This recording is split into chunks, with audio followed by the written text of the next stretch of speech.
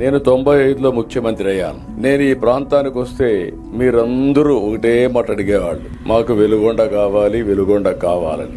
నేను ఆ రోజు మిమ్మల్ని అడిగాను, వెలుగొండ ఎట్లొస్తుంది, నీళ్లు ఎక్కడున్నాయి, మనకు లేవు కదా, లేనప్పుడు ఎట్లొస్తుందంటే మీరు ఒక మాట చెప్పారు, 5 సంవత్సరాల్లో ఎప్పుడైనా వరద వస్తే ఆ ఒక్క సంవత్సరం నీళ్లు మాకు మళ్ళీ ఇచ్చండి, 4 ఏళ్లు మేము బతకతాం, లేకపోతే ఈ ప్రాంతంలో బతకలేమని మీరు అడిగితే ఆ మాట చెప్పంగానే నా మనసు కలిచివేసింది.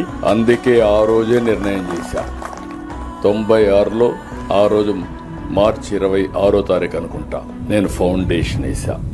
అక్కడి నుంచి కొన్ని పనులు కూడా చేశా. అదే సమయంలో ఈ రోజు మీరు ఆలోచిస్తే ప్రాజెక్టుకి 10,580 కోట్లు ఖర్చు అవుతుంది ఇప్పుడు లెక్కల ప్రకారం.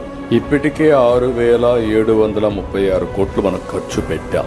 ఇంకా 3,844 కోట్లు ఖర్చు పెట్టాలి. నిన్న మొన్నే మనం 750